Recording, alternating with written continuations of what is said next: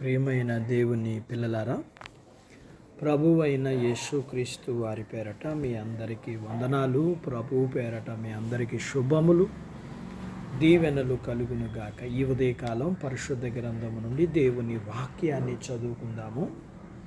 కీర్తనల గ్రంథము 58వ కీర్తన 11వ వచనాన్ని చదువుకుందాం. కావున నిశ్చయముగా నీతిమంతులకు ఫలము కలుగుననియు, నిశ్చయముగా న్యాయము తీర్చు దేవుడు లోకములో ఉన్నాడనియు మనుషులు ఒప్పుకొందురు. దేవుడు తన మాటలు మనందరి కొరకు దీవించునుగాక. ఆమేన్. ప్రియమైన దేవుని పిల్లలారా, ఈ జీవితంలో దేవుని తీర్పులు అన్ని సమయాల్లోనూ స్పష్టంగా అర్థం కావు.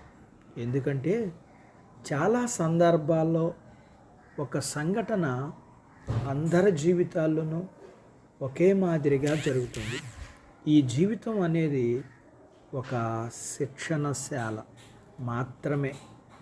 శిక్షలు విధించే సమయము కానీ బహుమానాలు ఇచ్చే సమయం కానీ కాదు. కొన్నిసార్లు అవినీతి మీదకు దేవుడు భయంకరమైన తీర్పులు పంపిస్తాడు. మనం అజాగ్రత్తగా చేసే పనుల విషయంలో కూడా లెక్క అప్పగించాల్సి వస్తుంది.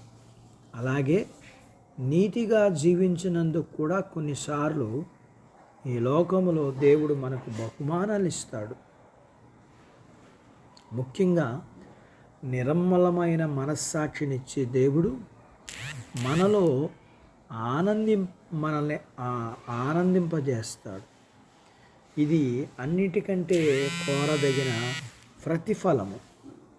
కొన్నిసార్లు ఇతర బహుమతులు కూడా ఇస్తాడు.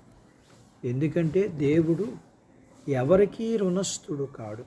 అదే సమయంలో మరో విషయం మనం జ్ఞాపకం ఉంచుకోవాలి.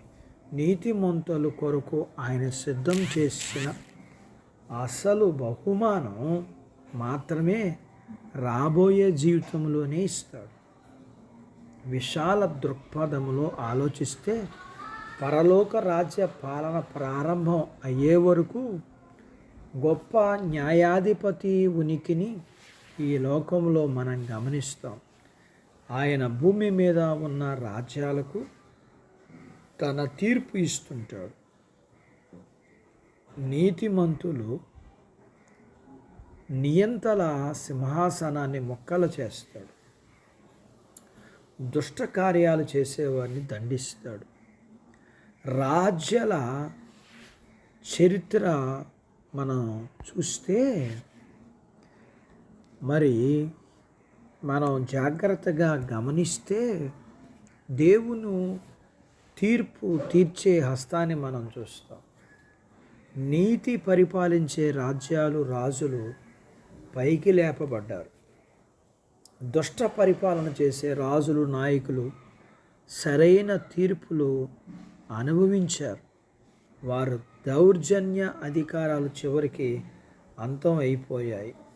పాపం అనేది శిక్ష అనుభవించకుండా పోదు. అలాగే మంచితనానికి బహుమానం దొరకకుండా కూడా పోదు.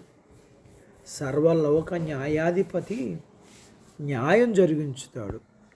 కాబట్టి ఆయన సన్నిధిలో భయం కలిగి జీవిద్దాం. అప్పుడు దుష్టులు అధికారానికి భయపడే పనే ఉండదు. దేవుడు తన మాటలు మన కొరకు దీవించునుగాక. ఆమేన్. ప్రార్థించుకుందాం. నాతో పాటు ఏకీభవించండి. మమ్మల్ని మిక్కిలిగా ప్రేమించిన మా ప్రియ పరలోకపు తండ్రి, మీ పరిశుద్ధ నామమును బట్టి మీకు వందనాలు. ఈ ఉదయకాలం మీ పాదాల దగ్గర మీ లేఖనాన్ని మేము నేర్చుకోవడానికి సహాయం చేశారు. నేర్చుకున్న లేఖన భాగాన్ని బట్టి మేము నీతిమంతులుగా జీవించినప్పుడు మీరు మమ్మల్ని వర్ధిల్లింపజేసి మీరు సిద్ధపరిచిన ప్రతి పరలోకపు భూ సంబంధమైన దీవెనలకు పాత్రులుగా చేస్తారని మేము నేర్చుకున్న దాని ప్రకారము మేము మీకిష్టలుగా జీవించగలిగిన బాధ్యత మీరు మాకు ఇవ్వండి.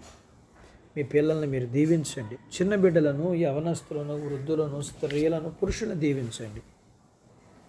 చిన్న బిడ్డల యవనస్తులు చదువుల్లోనూ ఆరోగ్యాల్లోనూ సహాయం చేయండి. ఉద్యోగ ప్రయత్నాల్లో విజయాన్ని ఇవ్వండి. ఉద్యోగాలలో ప్రమోషన్స్ ఇవ్వండి. ప్రతి వారు చేసుకుంటున్న చేతి పనులు, వ్యాపారాలు, పొలాలు, పశువులను దీవించండి. అలాగే వివాహములు కాని వారికి అవటానికి, అయిన వారికి, గర్భఫలం లేకున్న వారికి గర్భఫలాలు ఇవ్వమని, గర్భఫలములు కలిగిన వారికి సుఖమైన ప్రసూతి ఇమ్మని, ప్రసూతి అయిన తల్లి పిల్లలకు ఆరోగ్యాలు ఇమ్మని, మీ పిల్లల అవసరాలు, బలహీనతలు, సమస్యలు, రుణాలను మీరు తీర్చమని, మీ పిల్లలు మీరు సిద్ధపరిచిన ప్రతి పరలోకపు భూ సంబంధమైన దీవెనలకు పాత్రులుగా చేయమని యేసు ప్రభు వారి పేరట స్తుతించి ప్రార్థించి అడిగినవన్నీ పొందుకుని ఉన్నాము తండ్రి. ఆమెన్. దేవుడు మిమ్మల్ని దీవించునుగాక. ఆమెన్.